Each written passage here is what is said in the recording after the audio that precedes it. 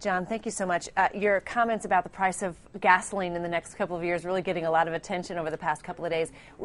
Tell me, how high do you see gas going on our current path? Well, if we stay on the path we're on, which is to continue to use oil as we have been, and not producing enough of our own oil and relying on imports to meet the demand, I can see gasoline getting up to $5 a gallon as a national average. And that could be certainly by the election year of 2012. I think it would be tragic.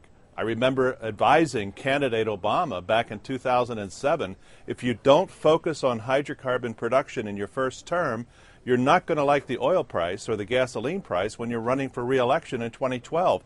Unfortunately, it looks like that's going to happen because we haven't focused on domestic hydrocarbon production in the last several years. And what does that mean? That means drilling. It means drilling. And we've gone backwards, you say, after the BP disaster. That is going to change. That's going to hurt American production. What happens with the lack of drilling is that the steady supply of oil that we've counted on from the Gulf of Mexico to provide a third of our domestic hydrocarbon is going to diminish. I see no sign of any urgency to get rigs back to drilling in the Gulf of Mexico. We're 8 months on from April 20th, and still there is a de facto moratorium taking place in the Gulf. This will all catch up with us. We produce 7 million barrels a day. We need 20.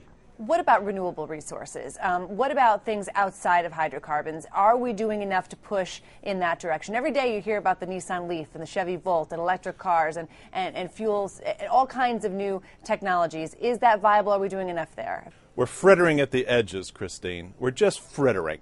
We're doing what sounds politically nice, politically favorable. If we were serious about wind, if we were serious about solar, we'd be talking a whole much larger scale. We also would be expanding our nuclear fleet dramatically. We're not serious about energy in this country. We've never had an energy plan for this nation like China has, like the EU has.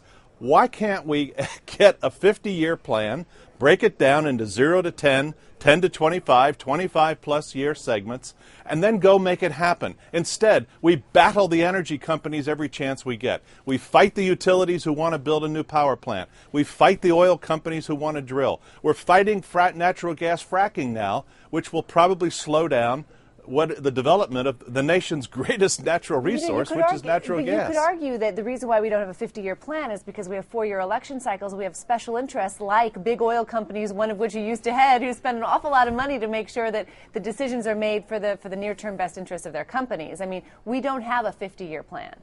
You're exactly right. And we do have the special interests, including consumer interest groups, environmental interest groups, big oil, big utilities. We have all the interest groups. What we lack is a planning mechanism.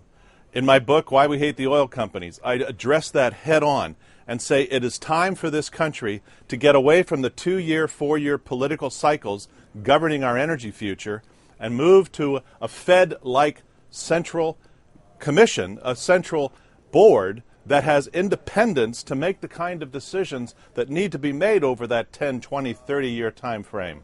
Deal with infrastructure, deal with supply, deal with demand, and deal with the environment. If we're unwilling to do something different in the way we govern energy, $5 will look cheap in a couple of years. Now, you say you advised President Obama when he was then a candidate. What would you tell him today that you think he could do very quickly? What should he do right now, in your view, to prevent this abyss of energy? Tell his Interior Secretary that postponing the next 5-year lease round to 2017 is a judgment error. Number one, we need to get on with drilling. 2, set a goal for 10 million barrels a day because we're going to need it. Need it more than we ever needed it before because of the rest of the world competing for imports.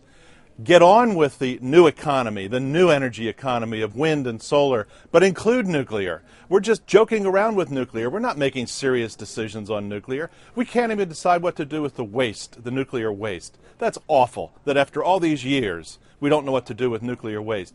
Make some hard, concrete decisions that both support extension of the current energy system so we have it over the next decade, and secondly, make the big decisions that are going to set in motion the big changes needed for the 21st century energy system. That's great. Thank you so much, sir. Thank you. Bye.